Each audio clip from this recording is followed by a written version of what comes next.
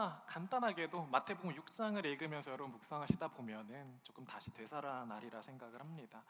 그래서 뭐가 있었죠? 주기도문을 가르치시기 전에 예수님께서 사람들에게 이야기를 하면서 경고를 하신 게 너희는 바리새인과 같이 서기관과 같이 기도하지 말아라라고 말씀을 하셨어요. 그러면서 외식하는 것과 기도는 다르다라고 말씀을 하셨습니다. 그러면서 우리가 기도는 대화라는 이야기를 나눴고 아버지와의 진솔한 대화를 해야 된다라고 이야기를 했고 기도에 어떻게 기도를 해야 되는지를 주기도문을 가지고 함께 나눴습니다.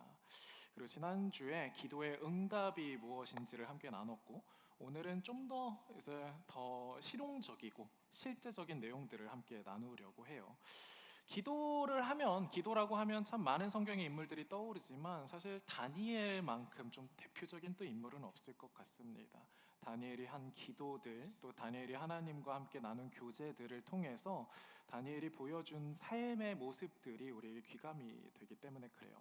제가 지난주에 조금 이제 또 위험할 수 있는 발언들을 했어요. 그러니까 여러분들이 좀 잘 이해가 안 되시면 저한테 다시 물어봐 주셔야 돼요. 그리고 제가 의도한 바대로 전달이 안 됐을 수도 있겠다 생각이 들기도 하고 또 제가 이렇게 전달을 할 때 클리어하게 전달하지 못했기 때문에 실수는 아니지만 뭐 그렇게 이해하실 수 있었겠다 생각이 듭니다. 뭐라고 얘기를 했었냐면 뭐 페미니즘이나 LGBTQ나 이런 모든 것들이 이런 것들 또한 사람들의 그냥 사상이 아니라 또 하나의 이제 우상숭배가 될 수 있다라는 그런 이야기를 했어요. 그렇죠.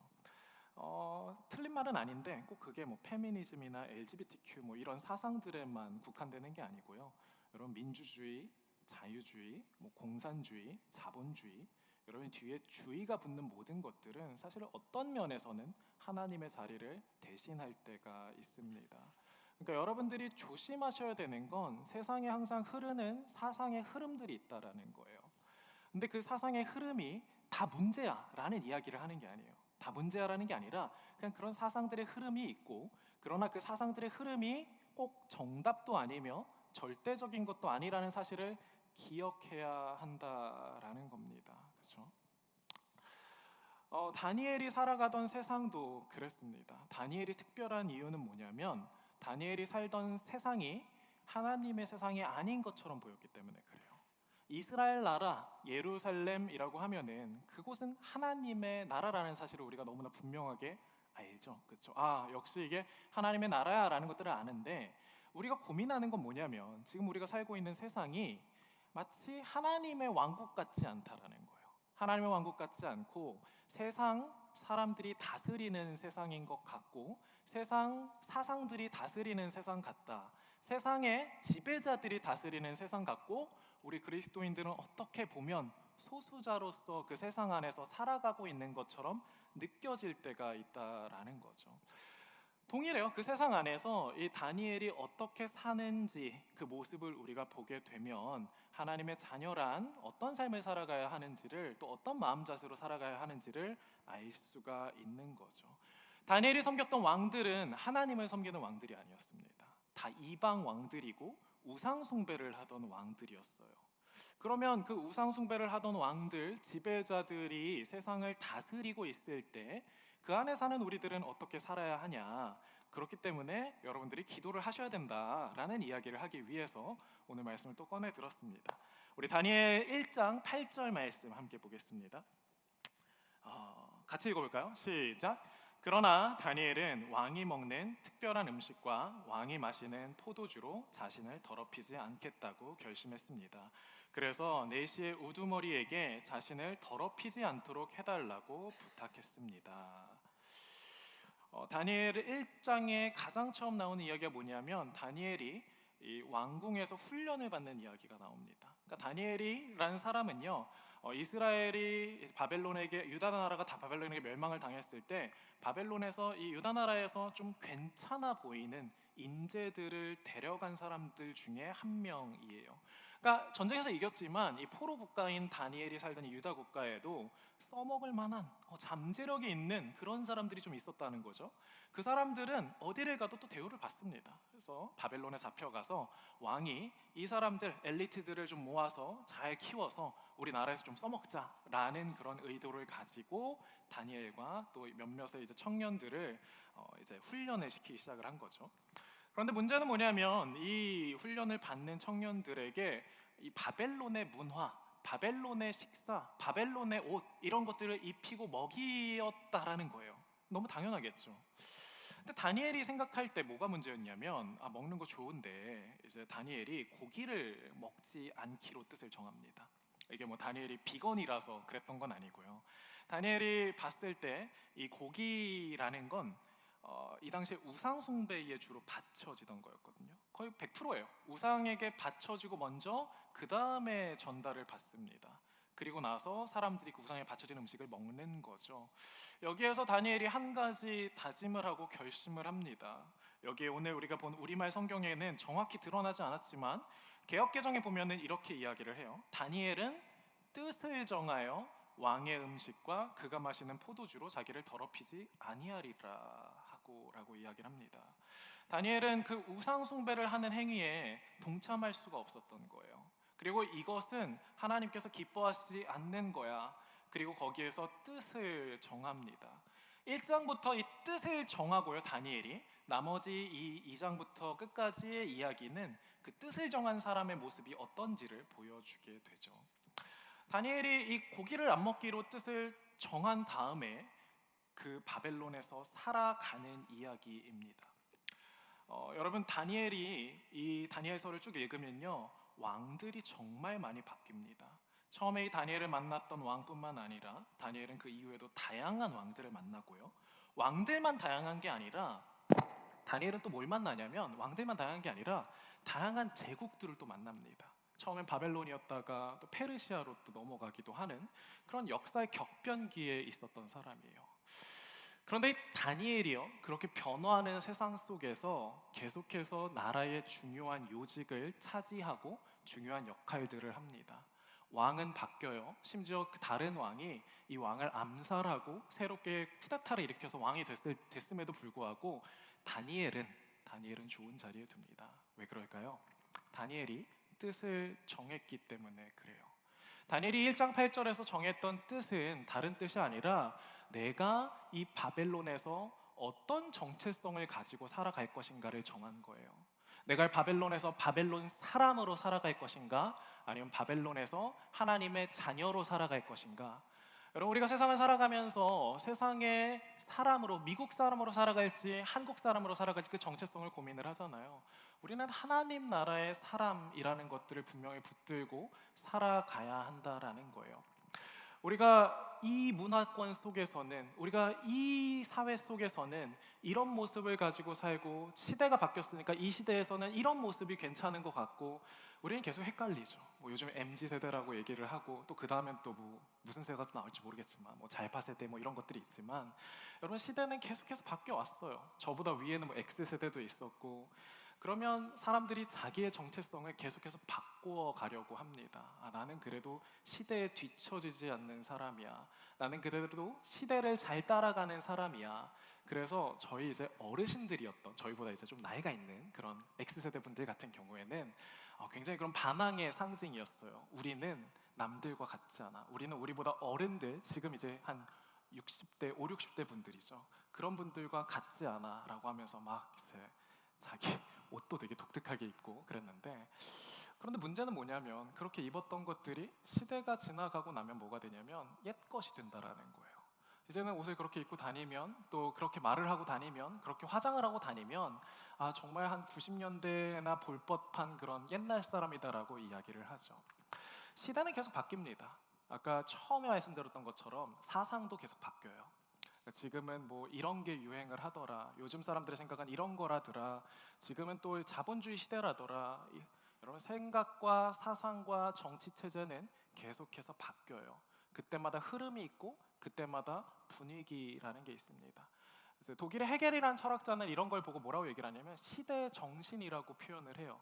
시대 정신. 어떤 시대에는 그 시대를 대표하는 시대 정신이 있다라는 거예요. 합리주의가 최고야 라고 이야기했던 근대도 있었고요. 세상에 그 무엇이든 중요한 게 어딨냐 라고 이야기하는 포스트 모더니즘의 시대도 이어졌습니다. 시대는 계속 바뀌어요. 무슨 말이냐면 왕이 계속 바뀐다라는 거예요. 여러분들을 지배하고 실제로 이 사상과 생각들은 그냥 머릿속에서만 떠도는 것으로 남는 게 아니라 여러분의 학교를 지배하게 되고요. 학계를 지배하게 되고요. 학계는 그리고 산업을 지배하게 됩니다. 실제로 여러분들에게 돈을 주는 것처럼 보일 수도 있다라는 거예요. 그러나 그 가운데 이어서 변하지 않는 단 한 가지는 뭐냐면 하나님의 뜻이라는 거죠. 왜 계속 하늘의 뜻이 이 땅에 이루어지게 하옵소서?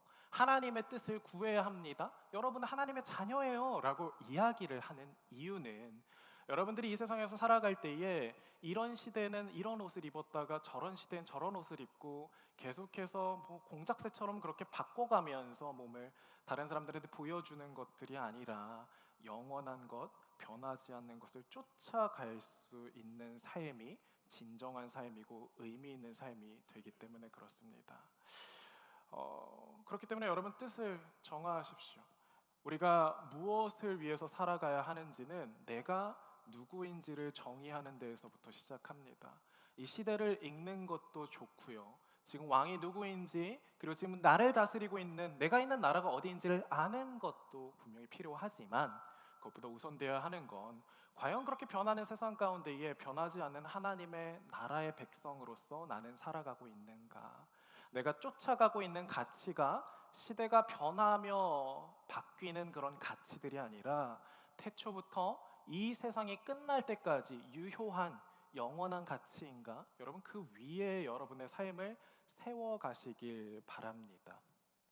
하나님의 나라는 태초부터 있었고 반드시 다시 올 나라인 거죠.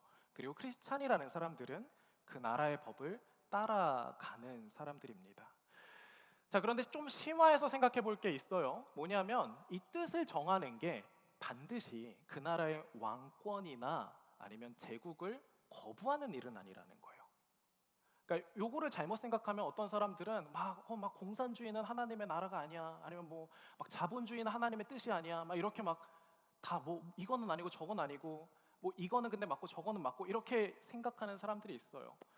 혹은 우리가 이 세상에서 살아가면서 이 땅을 다스리는 사람들이 되게 중요한 것처럼 생각하기도 합니다. 중요하죠. 중요한데 그 가운데에서 우리가 하나님의 뜻을 따라 살아간다라는 건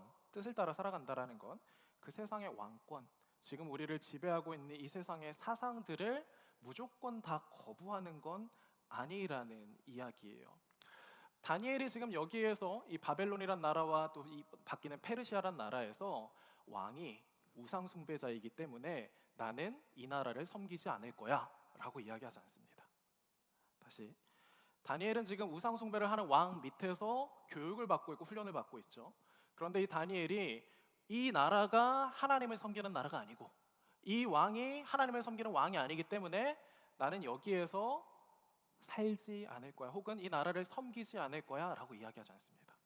대신 뭐라고 하냐면 다니엘은 다른 누구보다도 어떤 것보다도 어떤 사람들보다도 더 열심히 이 나라를 섬기고, 그리고 다니엘서를 읽어보면 우리가 보는 게 왕들이 바뀔 때마다 그 모든 왕들이 다니엘을 사랑해요.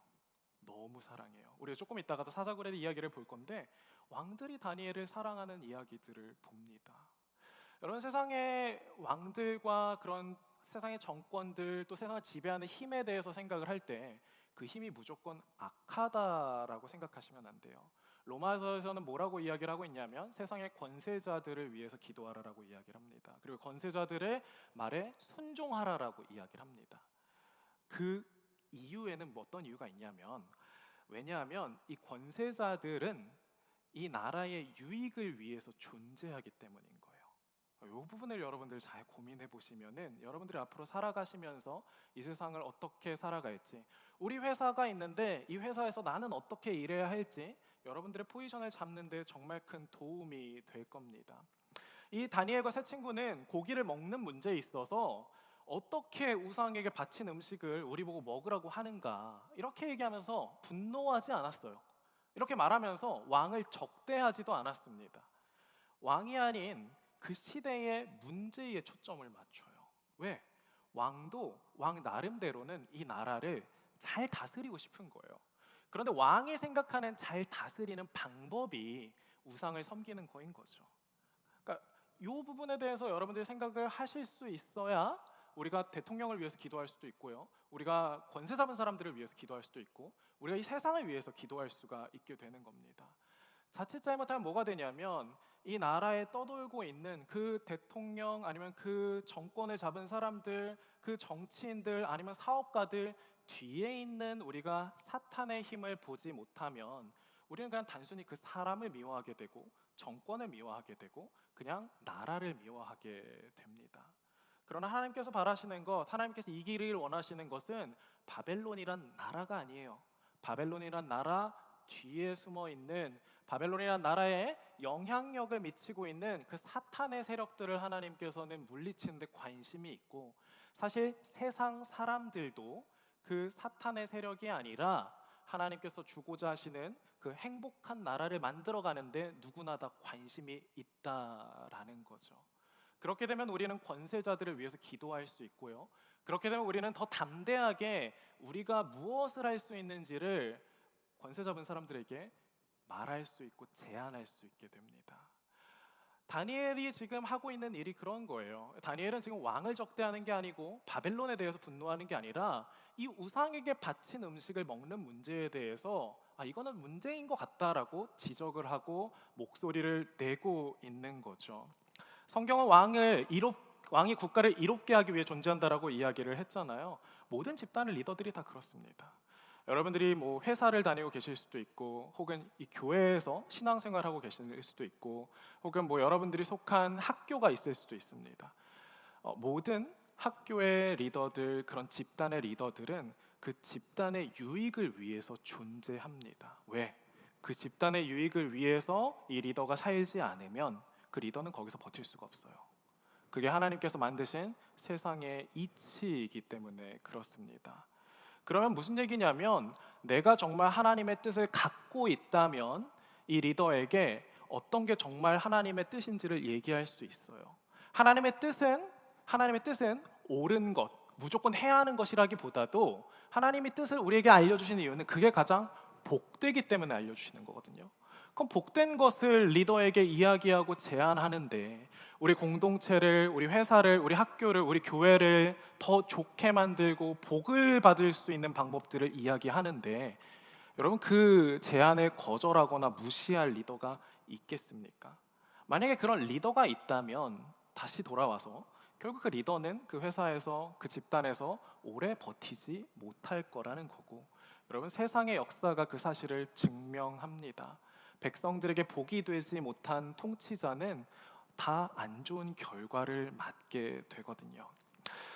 다니엘은 또한 이 자신이 이야기를 할 때 겸손하게 묻습니다.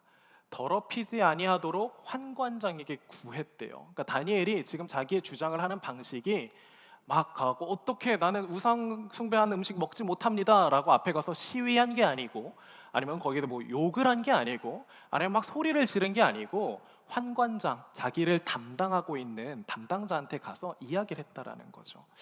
이 환관장이 이 다니엘의 이야기를 무시할 수도 있잖아요, 그렇죠? 그래서 우리는 무슨 생각을 하냐면, 그냥 바로 왕한테 가서 직접 꽂는 생각을 해요. 근데 다니엘은 그렇게 하지 않습니다. 절차를 따르고 그 나라 안에 시스템을 따라서 일을 처리를 해요. 이 일을 할 수 있는 이유는 뭐냐면, 다니엘은 그 무엇보다도 내가 정한 이 뜻이 하나님의 뜻이라는 걸 확신하기 때문에 그래요.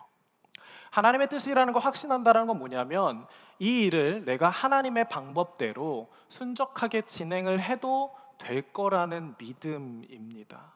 어떤 사람들은 이게 하나님의 뜻이기 때문에 이건 무조건 이루어져야 돼 라고 이야기를 하면서 아주 급진적인 방법이나 혹은 폭력적인 방법으로 하나님의 뜻을 이루려고 합니다. 그러나 그런 삶의 태도는 사실 진짜로 하나님을 의지하고 있는 건 아닌 거죠, 그렇죠? 내가 너무 하고 싶으니까, 내 분노에 못 이겨서, 내 성에 못 이겨서 내가 이 세상을 바꾸겠다고 내 마음대로 내 나름의 방법을 가지고 이 일을 해나가고 있는 거기 때문에 그래요. 그런 건 하나님을 의지하는 태도가 아닙니다. 하나님을 의지하는 사람은요, 겸손하게 절차대로 할 수 있습니다. 만약에 이 일이 지금 이루어지지 않는다고 하더라도, 내가 말한 게 받아들여지지 않는다고 하더라도 괜찮은 거예요. 왜? 이 일은 내가 하는 게 아니라 하나님께서 하시는 거기 때문에, 내가 이 일을 하는 건 하나님께서 하시는 일에 내가 동참하기 위해서 하는 거지, 내가 이 일을 하는 게 내가 무조건 이걸 이뤄야 되라는 그 욕심 때문에 하는 게 아니기 때문에 그렇습니다. 그래서 여러분, 절차대로 해보시면은 어떤 게 하나님의 뜻인지 알 수 있어요. 간혹 하나님의 뜻이라고 이야기를 하면서 이 절차를 무시하거나 아니면 사회적인 이런 도덕과 법을 무시하면서 살아가는 사람들도 있습니다. 굉장히 큰 문제죠. 그렇죠? 어렵죠. 저 모태 신앙을 갖고 있는 자녀들한테서 이런 일들을 또 많이 보기도 하는데요. 부모님들이 뭘 하냐면 이게 너무 좋은 거잖아요. 교회 다니는 게 이게 정답이잖아요. 그러니까 아이들에게 거의 폭력을 행사하다시피 해서 아이들을 교회에 데리고 나오는 케이스들이 있습니다. 옳죠. 교회 나오는 거, 같이 신앙생활하는 게 얼마나 아름답고 즐거운 일이에요. 그런데 그게 정말 좋은 일이고 정말 기쁜 일이라면 아이를 교회에 같이 데리고 가는 것 또한 그것도 마찬가지로 기쁘고 즐거운 방법대로 해야 되거든요. 하나님의 방법대로. 그런데 이 이뤄가는 방법은 내 마음대로 하게 되는 거예요. 여러분, 하나님의 뜻을 갖고 있는 사람들은 그렇기 때문에 겸손할 수 있어요. 겸손하지 않거나 절차를 무시하는 행동을 하는 것들은 사실은 하나님의 뜻이 아니라 내 뜻인 거죠. 하나님의 방법대로 우리가 일을 이루어가는 것 또한 너무 중요하다는 거예요. 그러니까 어떤 일이 일어나냐면 9절에 이렇게 이야기합니다. 그때 하나님께서 다니엘이 내시의 우두머리에게 은혜와 긍휼을 얻게 하셨습니다. 누가? 하나님께서 내시의 우두머리에게 다니엘이 은혜와 긍휼을 얻게 하셨다라는 거예요.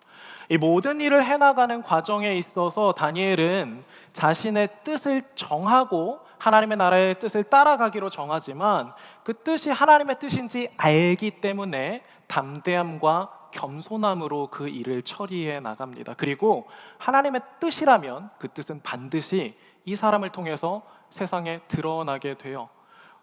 이 내시 우두머리가 무슨 생각을 했는지 모르겠는데 다니엘이 말한 것이 너무 옳다라고 생각이 드는 거예요. 그리고 나서 다니엘이 또 하나 지혜로운 방법들을 이야기를 해주죠. 당신들이 원하는 거는 결국 우리를 건강하게 만들고 싶은 거 아닙니까? 고기 먹지 않아도 건강할 수 있습니다. 고기를 꼭 먹지 않아도 그래도 괜찮게 삶을 살아갈 수가 있어요. 야, 너가 그래도 고기 안 먹으면 병들면 어떡하냐. 괜찮아요. 저는 이걸 먹으면 괜찮다고 생각을 해요 라는 데서 그치는 게 아니라, 그럼 이렇게 해보시죠.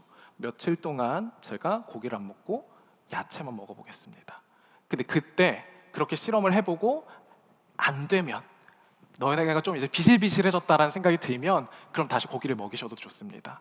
그런데 그때 봐서 괜찮다면 계속 이렇게 살게 해주십시오 라고 지혜를 짜내기도 합니다. 여러분, 참 멋있지 않습니까? 세상을 살아가는 방법이 여러분들이 살아가는 세상에서 그저 세상의 권력과 힘에 신앙은 아무런 힘과 능력이 없어 라고 좌절하는 게 아니라, 하나님의 뜻을 갖고 있는 사람들은 세상을 진짜 복되게 할 수 있는 방법을 알아요. 그리고 그 세상을 진짜 복되게 할 수 있는 방법을 세상 속에서 구현해 나가는 그런 능력들을 갖게 됩니다. 저는 여러분들이 신앙생활을 하면서 이 힘을 갖게 되길 바라요. 이 세상에서 살아갈 때에 그냥 교회 와서 열심히 신앙생활하고 출석하고 기도 많이 하고 그러면 돼가 아니에요. 여러분들이 나아가야 되는 목적지는 세상을 복되게 하는, 그곳이 여러분들이 가야 하는 목적지입니다. 교회 안에서는 그 힘을 키우고 훈련하고 연구하고 고민하셔야 되고요. 여러분들이 세상에서 마치 그런 우상 숭배자가 권세 잡은 것처럼 보이는 나라에서 하나님의 자녀로서 그 뜻을 가지고 살아갈 때에 하나님은 분명히 그 하나님의 자녀를 통해 세상에 복을 주시고 세상을 형통하게 하신다는 사실들을 잊지 않으셨으면 좋겠습니다. 아브라함을 부르실 때 하나님이 뭐라고 말씀하시면 너는 복의 근원이 될지라라고 말씀을 하십니다. 무슨 얘기냐면 이 복이라는 게 복도 얘기하면 복잡하지만 정말 단순하게 얘기하면 우리가 말하는 행복이에요. 너는, 우리 그리스도인들은 어디를 가든 세상의 행복의 근원이 될 거고 세상을 행복하게 하는 사람들이 될 거라는 이야기입니다. 그리고 성경에는 세상을 그렇게 행복하게 만들어가는 사람들의 이야기가 계속 반복됩니다. 사랑하는 성도 여러분, 여러분들이 복 있는 사람이 되기를 바라요. 여러분들을 통해서 우리가 누리고 있는 거, 하나님이 이 땅에 주고자 하시는 그 하나님의 나라가 펼쳐졌으면 좋겠고, 그건 고민 정말 많이 하셔야 됩니다. 여러분들이 갖고 있는 필드에서, 여러분들이 공부하는 그런 필드에서 여러분 고민하시고 생각하시면서 지금 나의 이 필드를 사로잡고 있는, 지배하고 있는 왕은 누구인가 파악하셔야 되고, 그러면 진정으로 내가 있는 이 영역을 발전시키려면, 이 영역에서 하나님의 뜻을 이루게 하려면 무엇을 해야 할까 고민하면서 나아가셔야 한다라는 거죠. 저는 이번에 이찬혁 씨가, 친구는 아니니까요, 이찬혁 씨가 만든 음악이, 그게 전 진짜 CCM이라고 생각을 해요. CCM이랑 찬양이 다른 건 아시죠? 어디 가서 이찬혁이 만든 앨범이 찬양이라 그랬다더라라고 얘기를 하시면 안 돼요. 크리스찬들이 음악을 할 때 저는 이런 음악이 나와야 된다고 저는 생각을 합니다. 음악에 대한 고민과 생각을 가지고 자신의 앨범을 세상에 보여주면서 무엇이 사랑인지에 대해서 질문을 던지고 그 의미를 찾아나가고 실제로 느낄 수 있게 해주는 게 음악가의 역할이죠. BY가 하는 게, 저는 그게 진짜 CCM이라고 생각을 해요. 교회 안에서 물론 찬양을 하고 하나님의 예배를 세워가는 일이 가장 중요하고 그 찬양이 필요하지만, 나아가서 우리가 교회 안에서만 그 은혜와 기쁨과 복을 누리는 게 아니라 그 하나님께서 우리에게 주고자 하시는 그 가치와 생각들을 세상에도 전달할 수 있어야 하죠. 참 아쉬운 거는 이런 것들을 보여줄 수 있는 어른들이 많지는 않은 것 같아요. 혹은 하고는 계시지만, 그렇게 살아가곤 계시지만 많이 드러나 있지는 않은 것 같습니다. 제가 한 가지 되게 기도하고 바라는 건 뭐냐면, 좀 그런 사람들이 많이 나왔으면 좋겠다. 정말 내 안에 갖고 있는 그 기독교적인 가치와 하나님의 뜻이라는 게 이 세상에서도 사람들이 그렇게 바라고 기대하고 원하는 너무나 필요한 그런 것들인데, 그런 것들을 우리가 잘 줄 수 있으면 좋겠다라는 생각들을 합니다. 여러분, 그게 하나님의 뜻을 품은 사람들이고, 그 하나님의 뜻을 품은 사람들은 세상을 바꿔 나갑니다. 윌리엄 윌버포스가 그랬고, 마틴 루터 킹 주니어가 그랬고, 여러분 지금도 세상에 수많은 사람들이 그 하나님의 뜻을 이 땅 가운데 펼치기 위해서 살아가고 있죠. 이게 없으면요, 뭘 쫓아가게 되냐면 결국 부동산 공부해서 어떻게 1억 벌 수 있을까, 유튜브로 어떻게 1억 벌 수 있을까, 챗GPT를 통해서 어떻게 하면 1억을 벌 수 있을까라는 것들을 계속 쫓아다녀요. 그러면서 인생을 허비하죠. 하나님이 나에게 주신 그 처음의 뜻, 하나님이 나를 이 땅에 보내신 그 이유, 그걸 찾고 그걸 위해서 삶을 살아가시기를 축복합니다. 그러나 그렇게 뜻을 정했다고 해서, 뜻을 정한다는 건 참 좋은 일이지만 뜻을 정한다고 해서 끝은 아니에요. 우리 다니엘서 6장 6절부터 10절 말씀 함께 보시겠습니다. 그러고는 총리들과 지방장관들이 모여 왕에게 가서 말했습니다. 다리오 왕이여, 만수무강하소서. 이 나라 총리들과 행정관들과 지방장관들과 자문관들과 관리들이 함께 의논한 것이 있습니다. 왕께서 한 가지 법을 세우시고 엄하게 명령을 내리시기 바랍니다. 이제부터 30일 동안 왕이 아닌 어떤 다른 신이나 사람에게 기도하는 사람은 누구든지 사자굴 속에 던져 넣기로 한다는 것입니다. 왕이여, 이제 이 명령문에 왕의 도장을 찍어서 왕이 도장을 찍은 메대와 페르시아 법은 사람들이 고칠 수 없다는 법에 따라 다시 고치지 못하게 하십시오. 그리하여 다리오 왕은 그 명령문에 왕의 도장을 찍었습니다. 다니엘은 명령문에 왕의 도장이 찍힌 것을 알고 집으로 돌아갔습니다. 그리고 그날도 이전에 하던 대로 창문을 열어둔 다락방에서 예루살렘을 향해 하루 3번씩 무릎을 꿇고 하나님께 기도드리며 감사를 올렸습니다. 여러분, 우리가 뜻을 정하는 건 사실 이 자리에서도 할 수 있는 거예요. 우리가 하나님 앞에 헌신하도록 합시다. 우리가 마음을 먹고 하나님 앞에 다짐합시다. 그리고 여러분들이 저는 이제부터 이렇게 살 거예요. 전 이제부터 이런 삶을 살 거예요. 전 하나님의 자녀가 되기로 작정했어요 라고 결단할 수 있습니다. 그런데 그건 시작이고 그 다음에 그 결단을 이어가면서 완성을 해가야겠죠. 다니엘의 이 뜻을 지켰던 것은 다니엘이 이렇게 하루에 3번씩 무릎을 꿇고 했던 기도였습니다. 여러분, 기도를 하셔야 하는 이유가 여기에 있어요. 내가 하나님의 자녀로 살 거야 말하는 건 쉽죠. 교회 나와서 그냥 여기 앉아 있는 거 쉽습니다. 그런데 그렇다고 해서 하나님의 뜻이 여러분들에게 임하지 않는다는 거예요. 내가 너무나 자연스럽게 하나님의 자녀가 되지 않는다는 거예요. 아빠가 있어요. 엄마가 있어요. 그렇죠? 근데 그 엄마 아빠랑 단 한 번도 대화를 하지 않았어요. 10년 동안. 그럼 여러분 부자 관계 혹은 부녀 관계라고 이야기를 할 수가 있겠습니까? 낳아주긴 했고 길러주기는 했지만 이제는 사실은 아무런 상관이 없는 사람들이겠죠. 시간과 세월이 여러분 모든 것들을 보장해 주지 않아요. 그 시간 동안 무엇으로 그 시간을 채웠는지가 중요합니다. 내가 하나님을 믿는다라고 이야기할 수 있어요. 교회 다닐 수 있습니다. 근데 그러면서 내가 기도하지 않고 말씀 읽지 않으면 여러분 나는 하나님의 사람으로 살 수가 없어요. 하나님의 뜻을 알 수가 없기 때문에 그렇습니다. 그런 사람은 너무나 당연하게도 이 땅에서 하나님의 자녀된 권세를 누릴 수가 없게 됩니다. 기도는 우리의 호흡이라고 그래서 이야기를 해요. 왜냐하면 이게 없으면 우린 태초에 하나님께서 우리한테 불어넣으신 그 숨결을 잃어버리게 되기 때문이에요.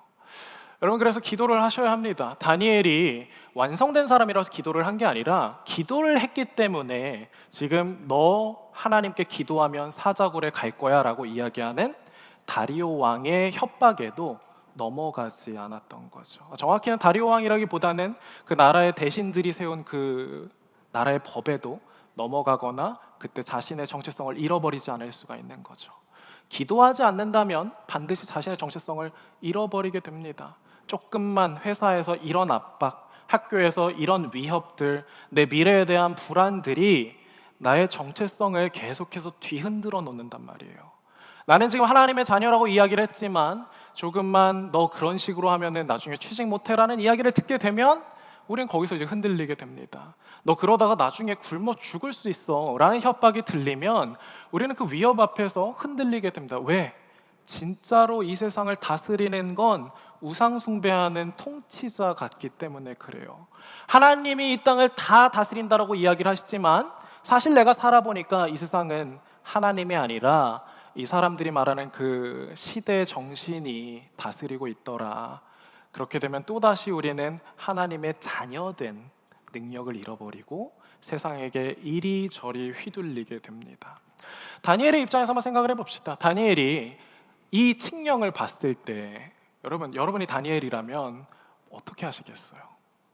그래도 좀 며칠 좀 참지 뭐 라고 이야기를 한다거나 아니면 그래? 그러면 사람들한테 티내지 말고 다락문 좀 닫아놓고 몰래 기도하면 되겠지. 하나님께서 다 아실 거니까. 여러분 이런 마음이 좀 들지 않으십니까? 우리가 학교를 다니면서 회사를 다니면서 우리가 주의를 어겨야 하는 날이 올 때 혹은 내가 매일 해야 하는 큐티를 못하게 될 만큼 바쁜 일이 있을 때 우리가 자주 타협하고 있지 않습니까? 여러분 그런데 문제는 그 조금의 타협들이요 나의 정체성을 빼앗아 간다라는 것들을 기억하셔야 돼요. 사람은 내가 뜻을 정했으면 그 뜻을 이뤄가야 합니다. 그리고 그 뜻을 이뤄가는 방법은 다른 게 아니라 정확한 규율에 정확한 방법으로 매번 그것들을 지켜나가는 것들이 필요해요. 되게 어려워 보이지만 단순하게 얘기하면 여러분들이 자주 해오셨던 것들이에요. 여러분들이 학생이라면 뭐 해야 돼요? 공부해야 되잖아요. 그렇죠? 그거는 여러분들이 뭐가 됐든 해야 되는 거예요. 그럼 내 목에 칼이 들어와도 무슨 일이 있어도 내가 이번 주에 해야 될 공부의 양은 채워야겠다 라고 하면서 여러분들이 하루하루를 채워나가시잖아요. 그럼 여러분들은 반드시 그 종목에 있어서 그 과목에 있어서 마스터가 될 수 있습니다. 저는 달리기를 열심히 하고 있는 거 여러분들 아시죠? 그렇죠? 제가 하루 중에 다른 건 뺏겨도 뺏기지 않는 시간은 달리기 하는 시간이에요. 달리기 하는 시간이에요. 그러니까 정말 중요한 일이 있으면 달리기는 안 하긴 하지만 보통 이제 달리기를 하는 시간은 꼭 아침에 새벽이나 또 점심 먹기 전에 항상 이제 세워놓고 그때 이제 시간을 지킨단 말이에요. 그 시간을 전 지키는 게 중요합니다. 그 시간을 여러분 타협하게 될 수도 있어요. 타협하게 되면 생기는 문제는 뭐냐면 흐지부지 되고 어영부영이 된다라는 거예요. 그래서 그 시간을 지키니까 뭐가 됐냐면 꽤 잘 뛰게 됩니다. 그리고 그 달리기를 정말 잘 누릴 수 있게 돼요. 여러분, 기도도 마찬가지예요. 기도가 여러분들 어렵죠. 하나님의 자녀로 사는 거 어렵죠. 왜 어렵습니까? 내가 이걸 목숨 걸고 지켜본 적이 없어서 그래요. 내가 하나님의 능력을 왜 누려보지 못했습니까? 내가 이걸 목숨 걸고 지켜본 적이 없어서 그렇습니다. 우리가 목숨 걸고 지킨다라는 말을 잘못 이해할 때가 있어요. 너 기도 목숨 걸고 해야 돼, 신앙생활 목숨 걸고 해야 돼 라는 말을 들으시잖아요. 어떤 사람들이 그 뭐라고 생각하냐면 그냥 하루 예배 드릴 때 그때 진짜 목숨 걸고 예배 드려야 돼 라고 생각하는 사람들이 있습니다. 아니면 막 사역을 할 때 목숨 걸고 내가 진짜 이 사역을 완벽하게 해야 돼. 그것도 어떤 면에서 목숨을 건다라고 이야기를 할 수 있지만 그건 목숨 거는 게 아니에요, 사실. 왜냐하면 그게 진짜 하나님께서 하나님의 일을 이뤄 가시는 방법이 아니거든요. 오히려 목숨을 거는 건 어떤 게 목숨 거는 거냐면 내가 오늘 해야 할 기도와 내가 오늘 읽어야 될 말씀을 다른 어떤 게 들어와도, 목에 칼이 들어와도 그 시간은 나는 반드시 지키겠습니다. 여러분, 그게 진짜 어려운데 그게 나를 성장하게 하고 그게 나를 지킵니다. 제가 다른 것보다도 달리기를 할 때 타협할 수 있어요. 다른 사람들이 막 이때 만나면 안 돼요, 아니면 이때 이거 해주실 수 있어요, 타협할 수 있습니다. 그러나 그랬다면 저는 여전히 이제 몸이 건강해지진 않았을 것 같아요. 근데 그 시간에 지켜나가는 것들을 통해서 저는 몸이 건강해지는 걸 느낍니다. 기도를 할 때도 여러분 목숨 걸고 지킨다는 건 그런 거예요. 모든 훈련이 그렇습니다. 내가 오늘 하루 할 거를 진짜 뭐 숨에 차게 하지 마세요. 오늘 하루 기도를 하는데 기도에 지금 이 시간에 목숨 걸고 내가 막 몇 시간 동안 뭐 오늘 해보겠다, 이거는 되게 미련한 겁니다. 여러분, 그렇게 해서는 기도가 되지 않고요, 그렇게 해서는 그게 삶이 되지 않아요. 내가 하기 싫어도, 내가 지금 이걸 왜 해야 하는지 모르겠어도 그냥 기도의 자리로 가는 거예요. 내가 하나님 앞에 하나님 내가 하루에 3번 기도하겠습니다라고 정했으면 그게 내 마음이 어떻든 간에 그냥 가서 그 기도의 자리를 지키고 기도를 하는 겁니다. 내가 하고 싶은 마음이 들어서 하는 게 아니라 그냥 그 시간을 지키면 너무나 놀랍게도 그 시간이 나를 빚어가는 걸 여러분 느낄 수가 있어요. 운동을 하는 것뿐만 아니라 예를 들어 피아노를 친다고 해도 여러분들은 아실 거예요. 하루를 날 잡고 삘 받아갖고 막 열심히 피아노 연습을 하는 게 매일매일 1시간씩 꾸준히 연습하던 사람들을 이길 수 없다라는 걸 여러분 아실 겁니다. 진짜 목숨을 거는 건 이런 게 목숨을 거는 거예요. 내가 지키기로 한 것들은 무슨 일이 있어도 반드시 지키는 것, 특히 그게 하나님과 관련된 거라면 내 목숨을 걸고 그 일을 지키겠다라고 작정하는 게 필요합니다. 내 안에 없기 때문에 규칙이 중요한 거예요. 내가 할 수 없기 때문에 이 규율과 규칙을 만들어 놓고 그 훈련 플랜을 따라가는 겁니다. 그게 진짜 기도하는 마음이고 그게 진짜 겸손한 마음이에요. 기도를 어떻게 시작해야 될지 모르겠다면 여러분 기도도 기도로 한번 시작해 보시면 너무 좋아요. 하나님, 기도 어떻게 해야 될지 모르겠습니다. 저 기도할 수 있게 좀 도와주세요. 아주 좋은 시작이고 기도하는 사람의 정말 태도입니다. 그리고 규칙을 만드세요. 내가 하루에 이 시간에는 반드시 기도하겠다. 이만큼 길게 잡지 마세요. 한 10분, 5분이라도 괜찮고 정말 주기도문 한 5번만 외우고 나는 끝내겠다도 괜찮아요. 아니면 하루하루 잡으면서 이날은 주기도문의 첫 번째 기도를 하겠다, 괜찮아요. 그러나 만들었다면 지키시고 그리고 관리해 나가십시오. 또 한 가지는 이 규칙을 가지고 공동체에서 나누시는 것 되게 중요합니다. 왜 우리가 공동체를 만들고 우리가 교회로 모이냐? 연약하기 때문에 그래요. 나는 할 수 없고 나는 능력이 없음을 알기 때문에 좀 도와달라, 우리가 함께 가자. 여러분, 이걸 인정하는 게 기도하는 사람의 자세라고 이야기를 했죠. 그래서 다니엘은 3번씩 기도할 수밖에 없었던 거예요. 만약에 다른 사람들이 막 그렇게 다니엘의 그런 기도하는 모습들을 약점으로 잡고 다니엘을 사자굴에 집어 넣으려고 해도 다니엘은 기도할 수밖에 없었던 거예요. 왜? 그 기도가 나를 빚어낸다라는 것들을 알고 있었기 때문에. 그리고 그렇게 해왔던 기도들은요, 다니엘을 지킵니다. 사자굴과 하나님의 자녀 앞에서 그러니까 하나님의 자녀를 거부하는 일 앞에서 사자굴을 선택하는 그 능력을 다니엘에게 주고요. 그리고 사자굴 안에서 다니엘은 살아나게 되죠. 사랑하는 성도 여러분, 그 사랑하는 모습들을 가지고 삶을 살아갈 때에 우리는 진정한 그리스도인의 자녀로서 살아갈 수가 있고 진정한 하나님의 능력들을 우리가 이룰 수가 있습니다. 뜻을 정한다고 해서 하나님의 자녀라고 내가 선언한다고 해서 거기에서 끝나지 않는다라는 것들을 제발 아셨으면 좋겠어요. 그리고 여러분들 한 사람 한 사람의 기도를 할 때 그 기도가 쌓이는 것들을 경험하셨으면 좋겠고 그 쌓이는 기도를 통해서 내가 변화하는 것들을 여러분 보셨으면 좋겠습니다. 우리가 그렇게 하나님 앞에서 기도할 때에 우리는 진짜 나다워질 수 있어요. 그거는 지금 당장 될 수 있는 게 아닙니다. 아마 여기 중에서 많은 분들은, 저를 포함해서 많은 분들은 너 사자굴에 갈래? 기도 안 할래? 라는 걸 선택하라고 물어보면 저는 기도 안 하는 게 좀 더 좋겠습니다 라고 선택할 수 있는 사람들이 많다라는 걸 알고 있어요.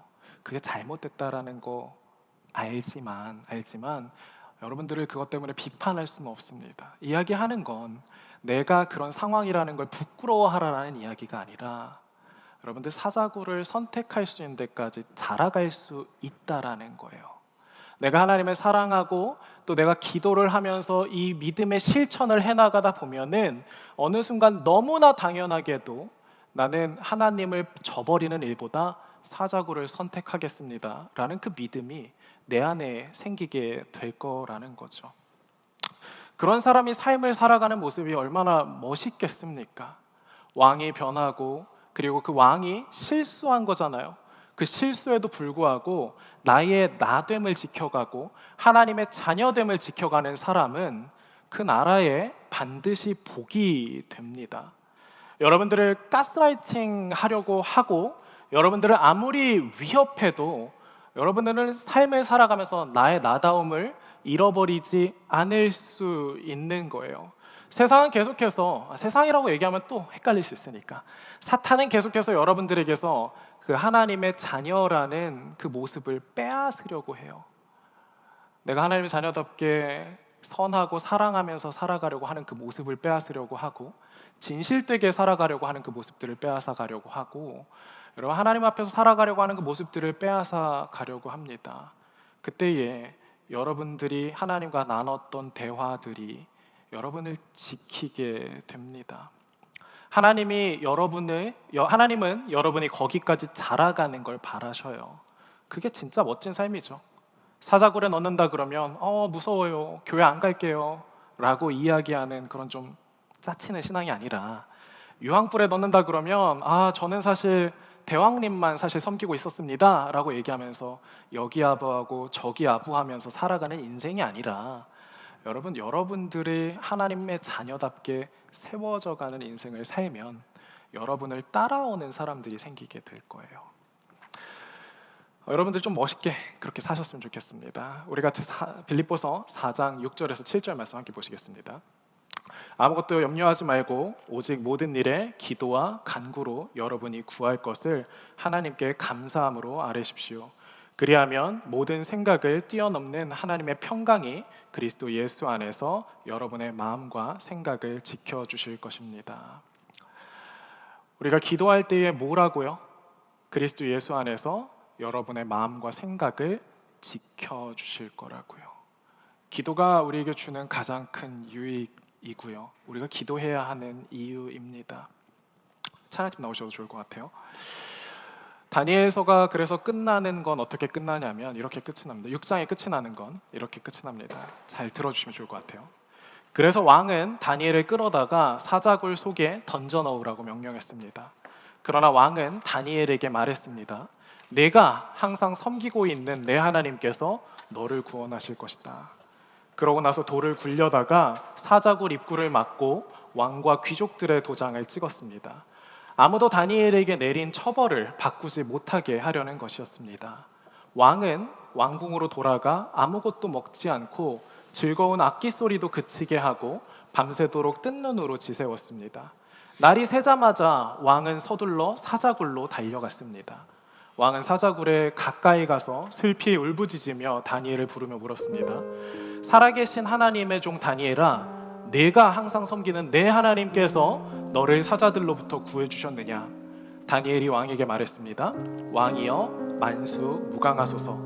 내 하나님께서 천사를 보내 사자들의 입을 막으셔서 사자가 나를 해치지 못했습니다. 제가 하나님 앞에 죄가 없다는 것이 분명하기 때문입니다. 왕이여, 또 제가 왕께도 죄를 짓지 않았습니다. 왕은 매우 기뻐하며 다니엘을 사자굴에서 건져 올리라고 명령했습니다. 다니엘은 사자굴 속에서 꺼내 살펴보니 몸에 상처 하나 입지 않았습니다. 이것은 그가 자기 하나님을 믿었기 때문이었습니다. 왕은 다니엘을 고소했던 사람들을 끌어오라고 명령했습니다.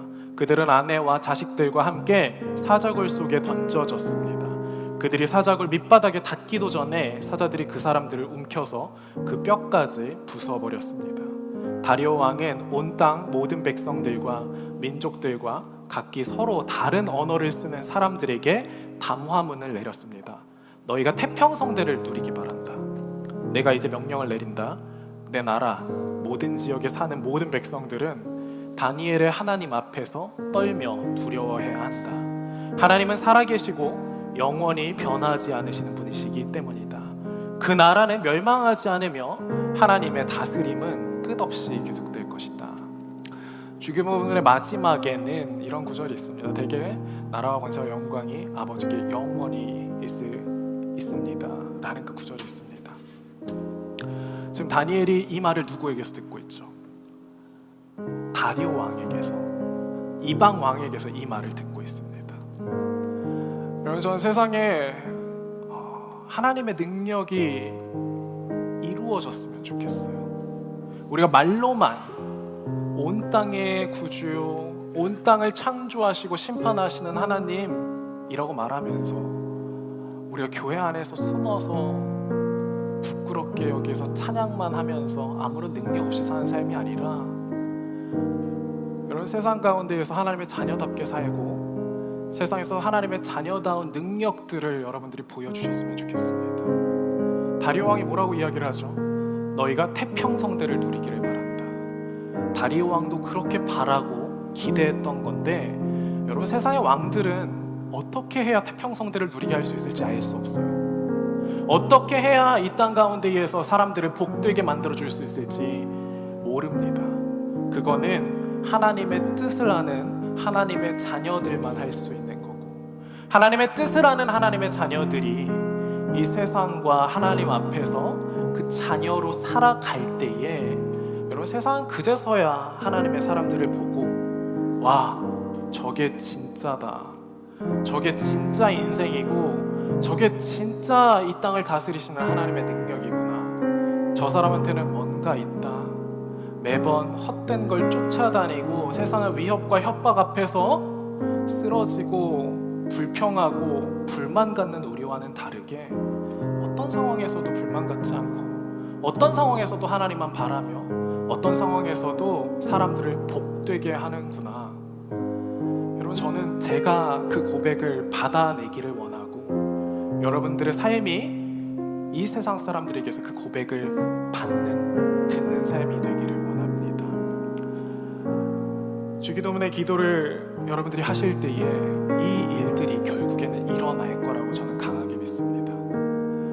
하나님의 뜻이 하늘에서 이루어진 것처럼 이 땅에서도 이루어 주십시오라고 기도하는 그 하나님의 자녀에게, 다니엘에게 임했던, 모세에게 임했던, 요셉에게 임했던, 아브라함에게 임했던, 여러분, 그리고 우리 예수 그리스도에게 임했던 그 하늘의 능력이 우리를 통해 이 땅 가운데 드러나게 될 거예요. 저는 그날을 너무너무 기대하고 있습니다.